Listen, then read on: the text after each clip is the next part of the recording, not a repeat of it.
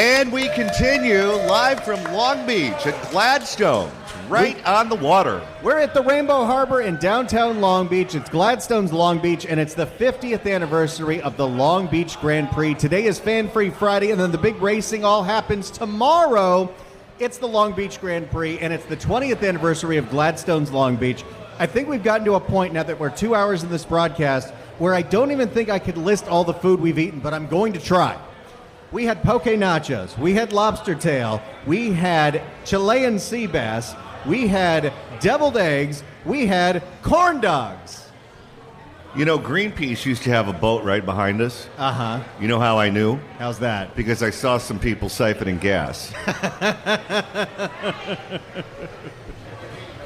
That's what Lewis told me. 800-222-5222 is the telephone number, 1-800-222-5222. We are here in Long Beach until 3 o'clock in the afternoon. If you're here for the race, come by and say hi. But you have to have a ticket for the Long Beach Grand Prix to be allowed in the area where the restaurant is. If you come without a ticket, they will remove you with mace. This isn't Los Angeles. They try to make sure things work down here. All right. It is our pleasure to welcome our next guest to the program. He's the author of They're Not Listening, How the Elites Created the National Populist Revolution, available online at Amazon.com. Ryan Girdusky. Ryan, welcome. Thank you for having me. Now, hearing about all that seafood, did it make you hungry?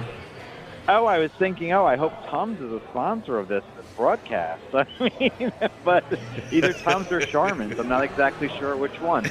But it sounds great. It is good. Like very good seafood. I love seafood. Although it feels so weird being in a bar and being stone cold sober. That is. I didn't know I'd ever get to this point without having to go to a meeting. That's quite a paradox. I would have a problem too. I would probably be sitting there and saying, "What am I supposed to do with my hands right now?" I'm not exactly sure. You can't smoke indoors either. I would just be sitting there saying, "This is so odd."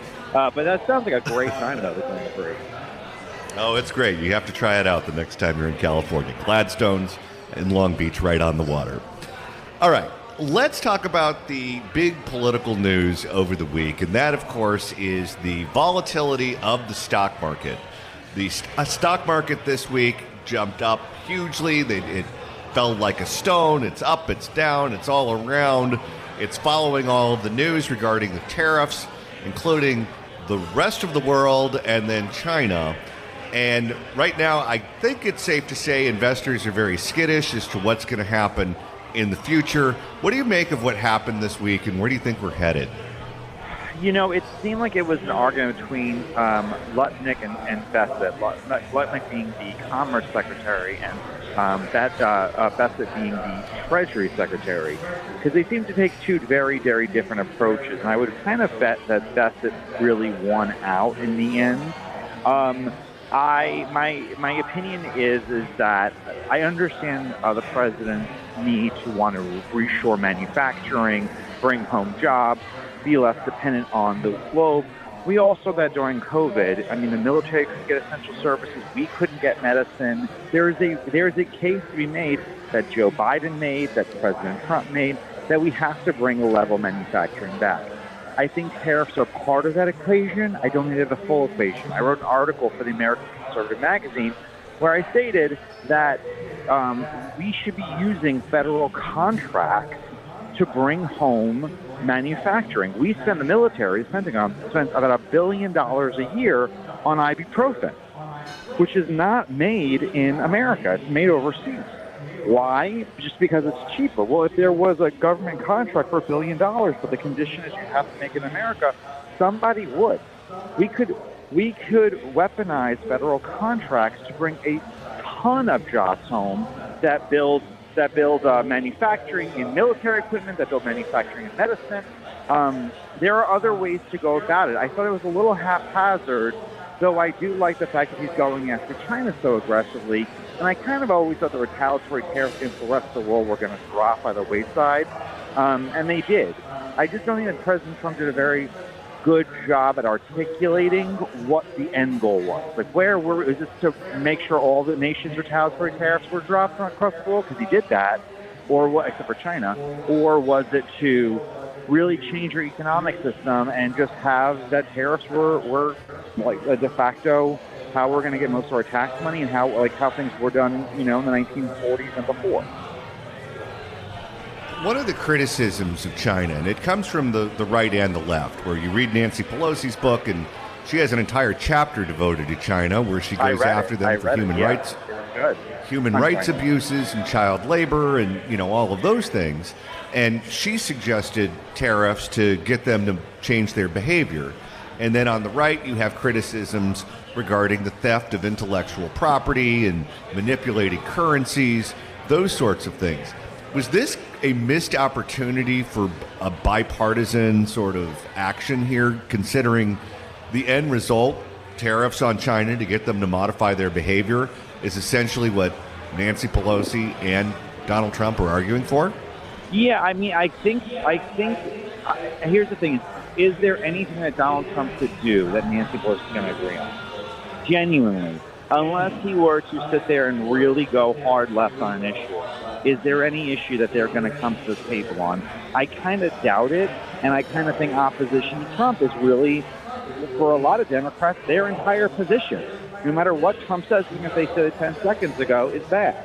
So I don't know if it would have been a bipartisan issue. There have been some Democrats who certainly would have joined him. But I'm not exactly sure. I think that doing it without a clear goal in set in people's minds made it look like it was erratic, which spooked the markets and spooked investors. I also think that there were a lot of companies that were heavily overvaluated in the tech industry that were not as heavily penalized as the tariffs, and they were using it to sell it as an excuse. I think that there were a lot of companies that really were overinflated, and they were using it in the exact moment, because that happens constantly, and they're using the tariffs as the excuse. But I don't think they were the excuse. I think there was a problem with the overvaluation.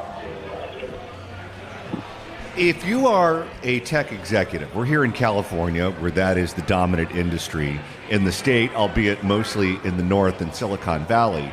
But if you're someone who runs one of those companies and China is stealing your intellectual property and they are undercutting you in the global market, they are devaluing the value of whatever intellectual property it is that you and your company came up with, that's something that's a real problem for you, not just in the present, but in the future. Where do you think they stand on what's going on right now, given what kind of impact that illegal activity has on their industry? I have never seen a tech executive that stand up to China, because they know that the only way they get access to that 1.7 billion person market is by playing to whatever she's singing. And that's what they've done. Every one of them have done. Think of even Elon Musk. Elon Musk is cozy with Xi and how he does his business, because he knows it's the only way to play with China. And it's unfortunate. Zuckerberg does the same thing. There's very few non-tech companies. Nike does that. So I think the strength of the Chinese economy, really stemming from its just sheer population size, it gives them a lot of willpower, and the fact that they know they don't play around. And they all do it. Google does it.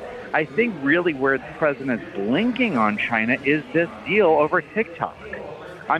TikTok, yeah, it is a very big app. A lot of people use it. It's just one app. There's other people who could build like-minded ones that will catch on eventually. Other people have other apps that have changed the way they do it to make them look more like TikTok. And, it's a big app, but it's just an app. It's just a social media app. And the fact that the president is continually kicking the can down the road, when Congress bipartisanly voted to ban it, the president signed it, and they can't actually just execute the banning of it, is mind-boggling to me. It shows immense weakness when China will literally force companies to do whatever they want to do. The CCP will do whatever they want to do, and we can't even ban one social media app that was signed by Congress. It shows immense weakness, and giving extension after extension for this deal that doesn't look like it's happening is not a sign of strength. We spend a lot of time talking about the impact on our domestic politics here, but every country who's engaged in trade obviously has their own domestic politics, including in China. Even though there aren't democratic elections, there are still people who are in charge, and you still have to have the consent of the masses, otherwise you risk losing control of your country. And in China, one of the things that they did when they decided to industrialize was they took a lot of people out of rural areas and they put them in cities, and they said, okay, you're no longer going to be a farmer, you're going to work at a factory, and we have a lot of money coming in and a lot of orders coming in, so we're going to have plenty of work for you. So this is where you're going to live from now on, and this is the job that you're going to do. Well, if you came from a very rural part of China, that's a culture shock to you, to go from that kind of area to a big city where you go from working on a farm to working in a factory. If all of a sudden there are tariffs that causes the global economy to be destabilized and people stop buying from China due to the tariffs, or they just boycott them altogether, whatever the case may be, if that happens, you're going to have a lot of people out of work who are living in cities that are basically foreign to them. And there's going to be a lot of anger over there. What kind of domestic pressure do you think the Chinese government is under right now from their own people? You know what? I don't think that is necessarily the issue, because that happened like 30, 40 years ago, that mass movement of people. That's not a relatively new thing. The issue that China has, and it's a serious issue that China has, is when they embarked on their one-child policy, when they were dealing with overpopulation, they really fed themselves into sub-replacement birth rates. Right now, parts of China have lower birth rates than any other parts in the world. Some parts of the cities have like 0.7 to 0.6 children per woman. You're talking about death spirals. China is losing, on average, 1 million to 1.5 million people per year. That's going to grow to 3 to 4 million by the end of the next decade. When you're talking about mass population loss at that level and that upside-down population pyramid, you're talking about a massive amount of people who are not in the workforce because they're senior citizens, and those future workers were never replaced with anybody. Now, if the president wanted to sit there and really punish China, the fastest and easiest way that he could do it, and this would punish the Chinese civilian population and the Chinese government, is if he could tax remittances to China, which he could tax, by the way, to any country. But China's population requires, and their economy requires $70 billion a year on remittances from Chinese people living in America sending money at home to China. That would absolutely cripple their domestic economy. It would absolutely anger people, and it would put immense pressure. But that's really the long-term problem that China faces when it comes to their future. They're looking down the pipeline towards the end of this century, and not only will it no longer be the world's biggest populated country, because India will far surpass them, even though India's birth rates are very low too, but they're going to be facing a population that will be very, very old, very, very old, with no new children to replace them with. It's a big issue. That's really what the issue that China's facing domestically that no one has really talked about. How worried do you think Xi is about what's going on right now? He has to be. There's no question. I mean, they're releasing American dollars, but at the same exact time, China's ability as a powerhouse was becoming the world manufacturer. Not only the United States in the 90s, but Germany and Europe and parts of the Middle East moved all their manufacturing to one country. And that is, I mean, if President Trump plays his cards right and forces manufacturing, not even just to the United States, but to Vietnam or to the Philippines or to other parts of the globe in other emerging markets, which have now cheaper workforces even than China does, and safer and more secure geopolitical environment. Companies need countries that are secure and they're not going to end up in revolutions. Xi is looking at a very, very, very problematic future. They're not. I mean, China has an immense military size. They have a lot of capabilities, but at the same time, they're not innovative overall. They pale in comparison to the United States' innovation. And Xi, I mean, that's when the question of does an invasion to Taiwan become a part of the political calculation? Xi knows that President Trump's not popular with a lot of foreign leaders around the world. He knows an invasion of Taiwan will absolutely make him the bad guy along with Putin. And he needs to make a decision. How does China grow as more powerful before it grows either A, too old age-wise in the population, or B, too weak because so much manufacturing has left the country out of fear of tariffs from Trump. And if Trump can win over more allies to join us in that effort of isolating China, it makes a real question for what he can do in the future.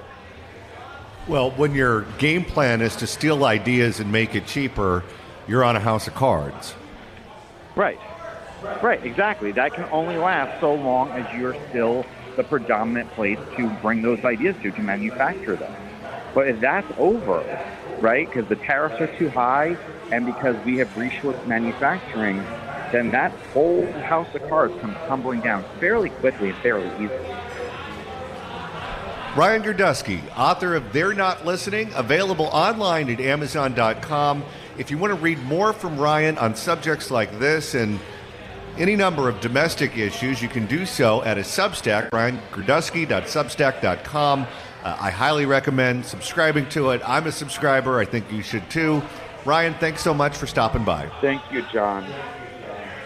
It's the John Phillips Show, live from Long Beach. It's the John Phillips Show, live from Long Beach. We are broadcasting live from Gladstones in Long Beach, the perfect place to celebrate a Jimmy Buffett Friday. It's the 20th anniversary of Gladstones Long Beach, and it's the 50th anniversary of the Long Beach Grand Prix. How amazing is that? We're here till 3 o'clock. The Long Beach Grand Prix is going on all weekend long. There's a ton of people out here, and Gladstones Long Beach is open every single day. You've got to make a reservation. Take the friends, take the family. I'm going to tell you right now, we have had a lot of food. John Sangmeister has been very generous. But if you come to Gladstone's Long Beach and you order one entree, John, I think you'll agree with me that entree has to be the Parmesan-crusted halibut. Oh, I've spent, as many of you know, I'm a big cruise ship nerd. I have spent a lot of time in the Caribbean and Florida, and I have never tasted a piece of fish like this. The seasoning, the freshness, the flavor, all of it, home run. It is perfection, and I can't wait to have more as soon as we go back to break. Now, it's called Parmesan-crusted halibut. Halibut. Okay. It's a winner. If you'd like to email the show, you can do so at johnnydon'tlikeshow@gmail.com. That's johnnydon'tlikeshow@gmail.com. And Randy, with the end of the week quickly approaching, geez Louise, we're 30 minutes away from the end of the work week, and you want to continue listening to us all weekend long, that's easy to do. All you got to do is search for The John Phillips Show wherever you get your podcasts, whether that's the Apple Podcast app, iHeart, Spotify. Search for The John Phillips Show, hit subscribe, you can download all the episodes. That way, even if it's a Saturday or a Sunday, you can pretend that every day is a Woo Wednesday. Woo! All right, we've got a half hour to go. We're live in Long Beach. This is The John Phillips Show. It's The John Phillips Show, live from Gladstones in Long Beach. We are broadcasting live from Gladstones Long Beach at the beautiful Rainbow Harbor in downtown Long Beach. It's the 20th anniversary of Gladstones Long Beach and the 50th anniversary of the Long Beach Grand Prix, which is going on all weekend long, one of the signature events of beautiful downtown Long Beach. And we are here at this great establishment, Gladstones in Long Beach, thanks to an invitation from the owner of the restaurant, who was kind enough to bring us into his bar on this very busy weekend, this Long Beach Grand Prix weekend here in the 562. John Sangmeister. John, thank you so much. Hello, gentlemen. It's great to have you back. And hello, guests. Thank you for being here today. And hello, Long Beach. Now, you're wearing a black Gladstones shirt, and after... It's slimming. Could be necessary. After sampling so many of the dishes that you have on the menu here, I was expecting you to show up in scuba gear with a snorkel and maybe a spear, because I think all the fish was caught today. Yeah, absolutely. No, we serve a lot of seafood here. I'm really proud of our staff. Let's have a shout out for the team that's working today. Yeah! Exceptional servers here, exceptional food. I feel like I've had so many dishes. Could I get a bingo card? Absolutely. Absolutely. Now, John, let's talk about being in business right now in the state of California. We know, in particular, restaurants were hit hard by the COVID-19 shutdowns. It was very difficult, where you had food that would go bad if they shut you down, and then they reopen you and you didn't have any supply, and it had to be a schizophrenic time to be in business. But we're through COVID. We're done with COVID. People are out and about. Your restaurant is totally packed today. I mean, every aspect, the patio, the restaurant, the bar, everything. People are excited to be out. They're excited to meet with their friends and family, have good food, have good drinks, have a night on the town. And that's what's going on right now in Long Beach. So I have to be Switzerland when it becomes political here, but things are improving. You know, I think that you and Randy did such a great job sort of carrying the message of the challenges of small businesses in Los Angeles and in California. I mean, how's Kung Food doing these days? I hope they're still thriving. What a name, Kung Food. Oh, yeah. But, you know, I think with 36, I think with Chief McDonald, I think with Nathan Hochman, the streets are safer, the community is coming out. You know, we were closed, boarded up for 300 days in 2020. It was grim. And you can see green shoots throughout Long Beach. You know, in our new development in San Diego, that community is thriving. I believe that the Olympic Games, you know, I think that Mayor Richardson is going to have some great announcements. I think more events are going to come to Long Beach that will bring more visitors and interest in our city. And I think there's cause for optimism now. I'll say this too, and one of the things I like about your establishment that's unique, and there are great restaurants all throughout the city of Long Beach, is these local brands, these local establishments that aren't necessarily part of a national chain, give you a flavor of the local community and the local state that you would otherwise not get. Because you can go to a chain restaurant and you'll get the same meal here that you get in the airport in Minneapolis. But you come to a restaurant like this, it's unique, it's different, it's on the water, it matches the setting, it matches the place, and you can only really get that with a local business. And we play Jimmy Buffett on Fridays. I have a feeling you guys play it 7 days a week. Can you imagine ordering seafood at an airport? Hey, there used to be a Gladstones at LAX, and it thrived, and then they remodeled, and then, you know. That was their downfall. Well, anyway. We have aspirations to grow. You know, my wife and I are going to celebrate 30 years this year, and I asked her, what do you want to do? And she says, I want to build a bunch of restaurants and sell them to Darden and travel. And I said, great, am I in the picture? Now, wait, you've been married 30 years? In June. Okay. You're ever having a bad day, think about this. Had she killed you on your wedding night, she'd be out by now. You know, she's listening. I love you, darling. I love you. This has got to be quite fun every year being in the center of the Long Beach Grand Prix. It has its challenges and its excitement. Friday is a great day, though, because, you know, the Grand Prix opens it up. They make it sort of free. All the locals who don't want to deal with Sunday come out, and it's almost like a high school reunion. There are a lot of friends here tonight. Thank you for joining us. And we're thrilled to see everyone. Now, we did get a bunch of emails, people upset that they weren't able to grab a ticket and get here because the Grand Prix is going on, and you have to have a ticket to get to the area where the restaurant is. I have to get a ticket. I went through security with you. All of us had to have tickets. But if people weren't able to attend today, but they want to come here for a celebration, holiday, whatever, you guys can accommodate that. We love big parties. We love small parties. We want to make it friendly to everyone. When I was first introduced to Gladstones, you went to the Malibu parking lot. There was a monster truck parked next to a Bentley convertible. The chief of police was next to a gangbanger. Everyone was welcome. There were prices on the menu that everyone could feel that they were comfortable to visit Gladstones. And we want everyone to feel welcome. You know, Jasper White said food is love, and then Wolfgang Puck ripped him off. We try to be the funnest restaurant. We're not cool because cool is naturally, you know, not everyone can be cool. So we want to be the most fun and in an authentic way. So I think we're getting close to that. Now, if I'm not mistaken, you guys are open and taking reservations for Easter, Mother's Day, but on Father's Day, I'm not sure if you're open because I think Elon Musk kids are going to be here. You might be all booked up. Oh, that would be good. That would be good. That would be great. We would welcome Mr. Musk and everyone else. Now, John, another thing that's very exciting is I heard Sean Kemp shut you down in the 80s. Go ahead. The family is expanding because Gladstones this fall is coming to San Diego. So it's taken us 20 years to get that deal. And, I had the privilege of representing the San Diego Yacht Club when I sailed with Dennis Conner in the 87 and 92 America's Cups. And San Diego is a second home for me.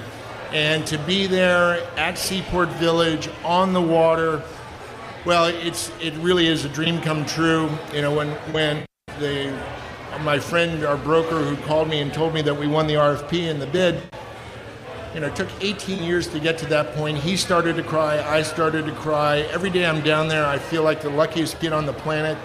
I feel that way today. Look at this. I mean, look at these people. I've been working with Scott Hewitt now for 23 years.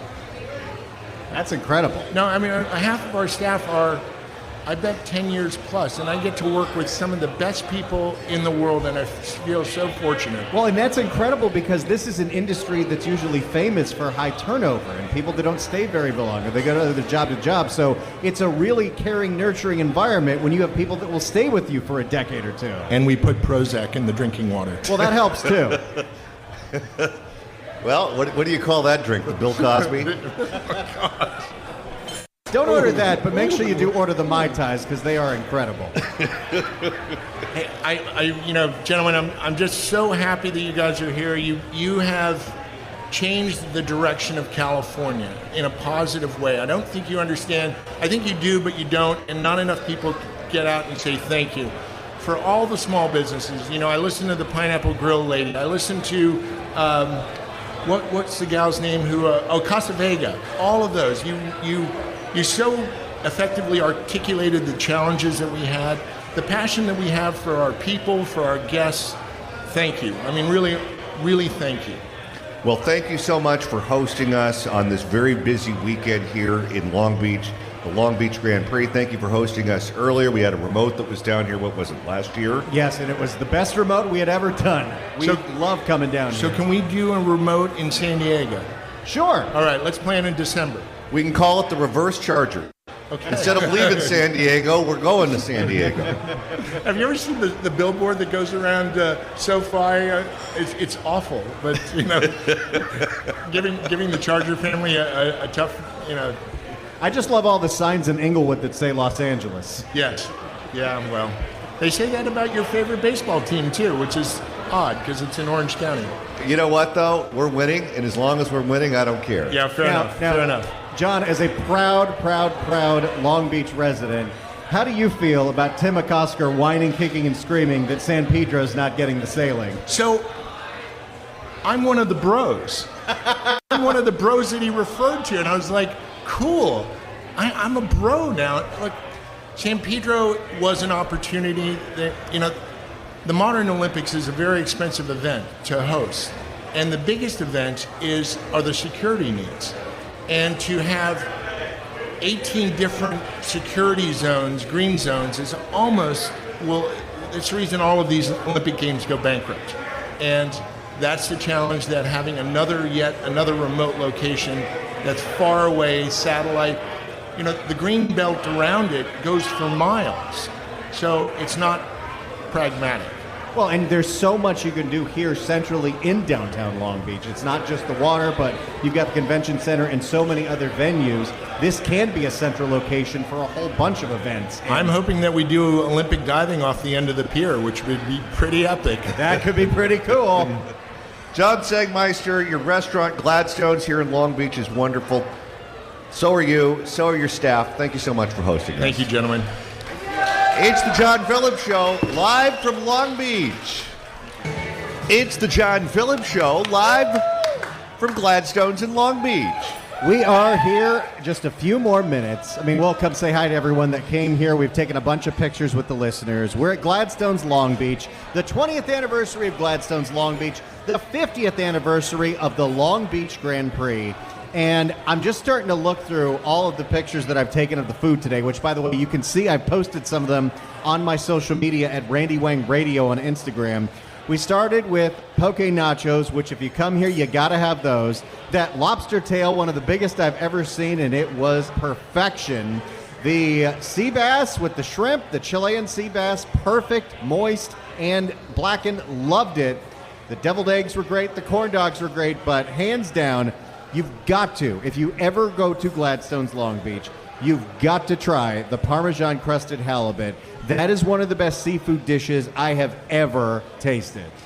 It was so good, I feel like people who don't even like fish would enjoy that. Oh, you could tell someone that was chicken and they'd believe it. And then you tell them that it was fish, they'd be like, oh, I guess I don't hate fish. Even some vegetarians might partake. Now, before we get out of here, we do want to give a whole bunch of thank yous to everyone that made today possible.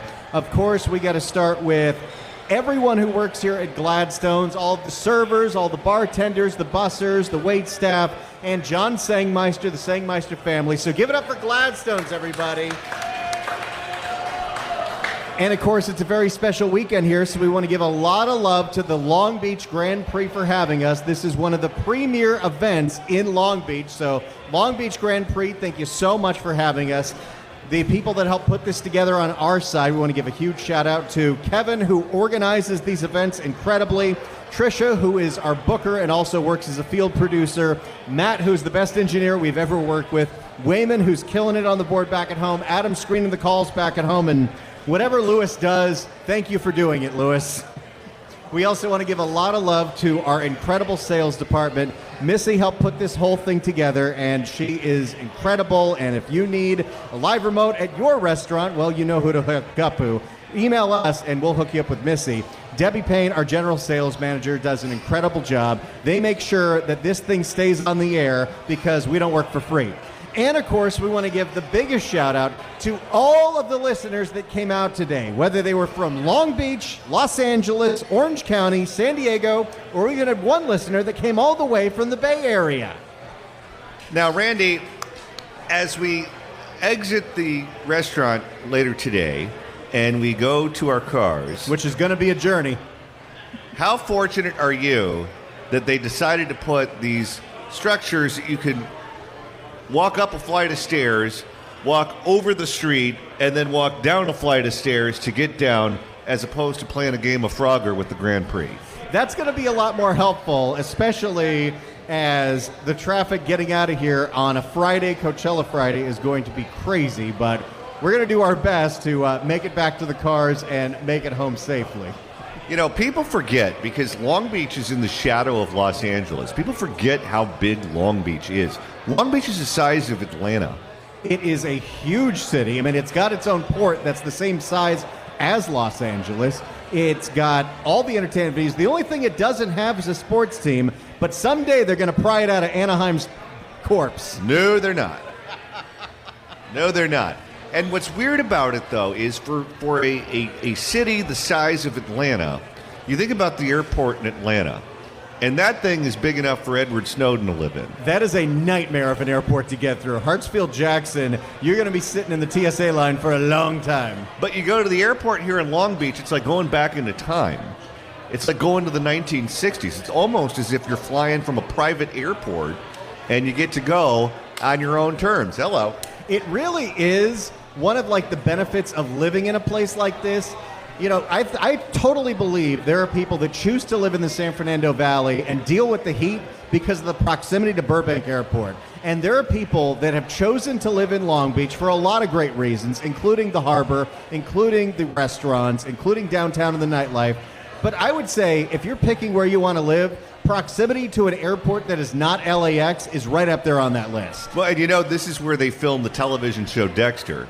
So when I was getting off the freeway today and the road I was supposed to take was closed and I ended up over at the docks, I was looking around and I said to myself, this looks familiar. And I said, oh yeah, that's where Michael C. Hall dumped a body.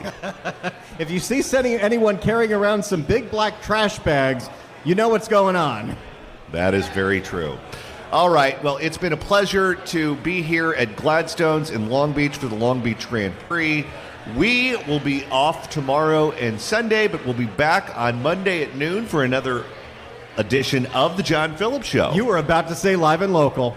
But yes. We're live and local in 2 markets. That's true. We are a local show for LA as much as we are a local show for San Francisco, and we're so happy to be doing both markets every single day. Have a great weekend, everyone, and we'll see you on Monday at noon.